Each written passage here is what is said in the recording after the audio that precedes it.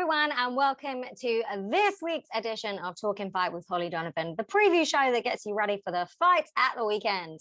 So this weekend in London, it's a little bit strange because it's all exhibition fights.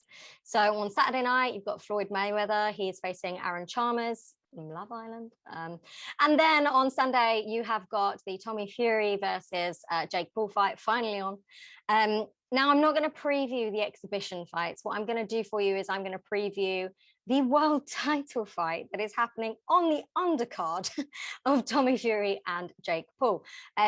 Think what you will of that. I think it's mental, but you know what? It is so popular. Everyone's really excited, but I wanted to shine a light on this world title shot for Badou Jack against Ilunga Makabu. So that is what I'm going to be previewing for you today. So a slightly shorter show than normal, but hopefully I'll give you lots of info about this particular fight. Okay, so let's go straight into it, shall we? We've got Badou Jack. If I'm honest with you, I am surprised that he has been given this world title shot. I don't want to put him down because do I want to say was or is a great fighter? He was a really brilliant fighter. Perhaps lately we have seen a decline, which is why I am very surprised that he has this cruiserweight world title shot. If you think about it, someone like Richard Riakporhe, Chris Smith, even Jack Massey, who put on a massive show against heavyweight Josie Parker like a month ago, those three guys, in my opinion, have done a lot more to earn a world title shot. I mean, they're storming through at the moment, particularly, you know, Riakporhe. Anyway, Badou Jack's got the opportunity though, and so he's got a chance to actually become a three weight division world champion. But like I said, a little bit surprised. So let's go through it. Let's talk about his career because he is a great boxer. I don't want to put him down. Okay. So he has had 27 wins. He's had 3 losses and 3 draws. The draws, I feel sorry for him. You know, if those had gone in a different direction, his CV would actually be like sparkling.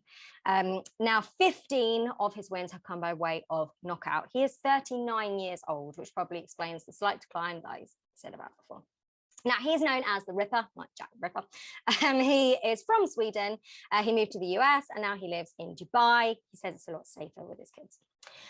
Now, this is for the Cruiserweight World Title, WBC. Now, he has been a former world champion in different weight categories. So he was super middleweight world champ from 2014 to 17, and then he was light heavyweight champion in 2017. Now, he began when he was 18 years old, which is much later than Makabu, which I'll talk about in a minute. And he was Swedish national champion 4 years in a row from 2004 to 2008.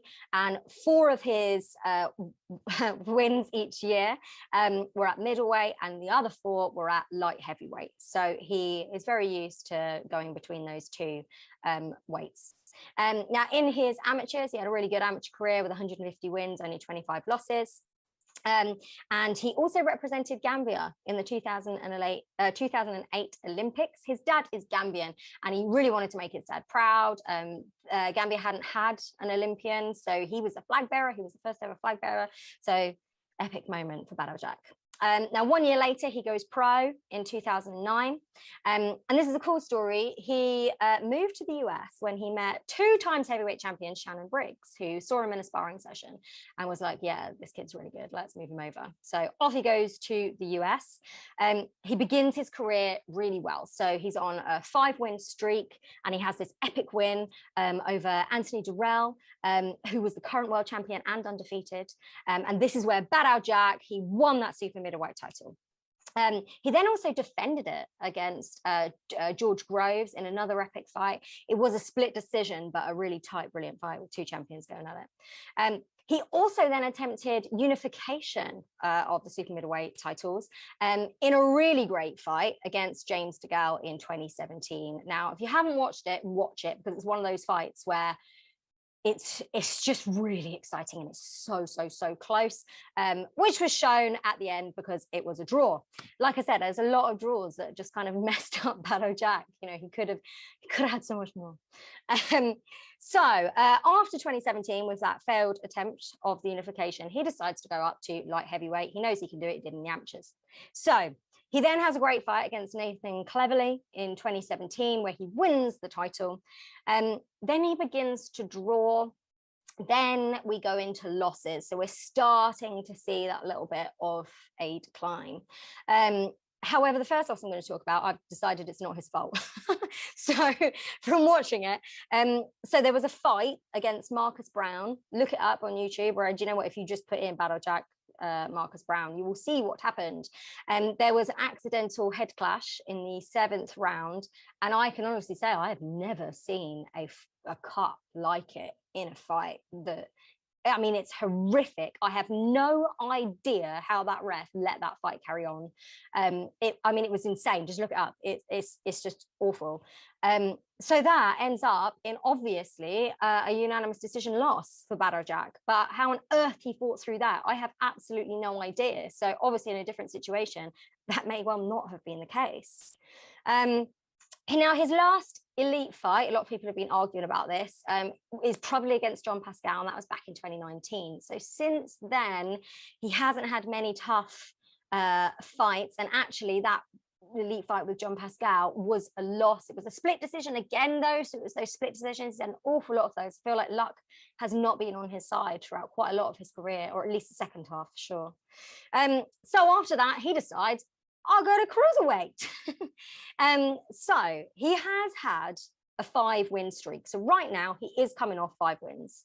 However, looking at the CVs, looking at the fights, watching them, there aren't any fights of, or fighters or opponents at cruiserweight of note that you go, oh yeah, he was great. You know, he's proved himself.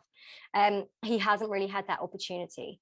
The last time he was out was a win, but a split decision win. Yeah, I mean, he could have just as easily lost that fight, in my opinion. That was against Richard Riviera, and that was in Saudi Arabia last summer. Now, when I watched that, I remember watching that and being like, oh, Badou Jack, because he's still got that name. You know, everyone's like, oh, he's great. It's Badou Jack. It was, if I hate to say it, but it was a really like boring fight. And, you know, it was disappointing. It was very disappointing. I expected a lot more, you know. He has been active throughout the last couple of years, and he's really highly ranked. That's how he got this fight. You know, despite the very obvious decline, he is still really highly ranked. He said in an interview earlier on, he wants these big paydays. He's absolutely going for it. He wants to make history, be a champion in 3 different weight divisions. He's well up for it, and he may well surprise us on Sunday night. Like, that's why I love boxing. You've always got that chance. There's always the opportunity, and people surprise you. I mean, a couple of weeks ago, no one expected Eubank Jr. to be knocked out like he did, except me. I won my bet. But what I'm saying is anything could happen. He is a great fighter. It is in him. So his style, I would say, things that let him down is that he doesn't necessarily take risks early. I think he needs to against Makabu. He takes a while to warm up before putting on pressure. Now, Makabu, on the other side of this, is really powerful. So I'll talk about his fighting style as well, but if he lands, you're out. So he's had 29 wins, only 2 losses. 25 of his wins have come by way of knockout. He's a natural cruiserweight. He's bigger. He has more power. He's 35 years old, so 4 years younger than Badou Jack. So, I mean, that's not really a lot in the grand scheme of things, but he is the current WBC cruiserweight champion. He is also a southpaw. So as we know, they can be tricky. He is from the Democratic Republic of Congo, but he lives in Johannesburg, and I'll tell you about that. Now, he won his title back in 2020 against Michael Sislak. That was a unanimous decision, and as we know, Michael Sislak, cruiserweight of note, very good opponent. Now, you might know about Ilunga Makabu. He's kind of the lesser known of the cruiserweight champions, I think. However, his name was thrown about in the headlines when Canelo Alvarez, when he went on that trip where he was like, oh, I'm going to go through all of the weight. I'm going to go up all of the weights and I'm going to win them all. And everyone believed him because it's Canelo. And then when Dimitri Bivol beat him, we were all like, what? And then that idea of facing, Makabu followed by Alexander Usyk kind of drizzled away. But that Makabu was the person that Canelo was targeting quite openly. So it was in all the papers. So that might be where you've heard his name. So his last fight, Ilunga Makabu's last fight, was last year. So it was in January last year. So he has actually been active for 13 months. Now, that was a very controversial split decision win against Thabso Mchunu. Again, great fighter. Now, interestingly, this fight was actually a rematch of a fight that originally took place in 2015. So this rematch took 7 years to come. Now, in their first fight, Makabu did get a TKO in the 11th round. However, he was behind on the points cards. So Mchunu wanted that opportunity to prove, he was a better boxer and he wanted to come out and do that. However, 7 years later, he didn't quite manage it. However, it was a split decision. So a tough fight. Watch it. It's a good fight. So he is coming off those wins. He interestingly also challenged for this belt back in 2016. And this is one of his 2 losses. It was actually against Tony Bellew, good old Tony from Liverpool. And that was a loss, a brutal loss. It was a KO in the 3rd round. But since then, obviously made his way back up to being world champ. Now, he grew up in the DRC. He had a super boxing family. So his dad was the boxing champion of the Democratic Republic of Congo. And he was actually nicknamed Makabu Foreman, obviously after George Foreman. His family were all boxers. And so Ilunga started boxing when he was just 9 years old. So 9 years earlier than Badou Jack did. Now, at the time, boxing was thriving in South Africa. And so a bit later on in 2006, he decided to move there, hence why he now fights out of Johannesburg. Now, in his first ever pro fight, he was actually stopped inside 30 seconds. So that's the only other loss he has had. In interviews, he said he learned very quickly to throw punches fast and not wait around. I don't know what he was waiting for. He also said it was really important for him to learn English. So he did that and then got on his winning streak. So his only losses are his first ever fight, which he totally just says, he was totally out of his depth, didn't really know what was happening. And then against Tony Bellew. So he's a pretty strong champion, He did have a 2-year gap in 2020. Obviously, we can blame COVID for that. However, Badou Jack managed to fight twice. This is the 3rd defense of his belt. He's on that 10-fight winning streak. Fighting style, I'd say he's jab heavy. He's pretty slick.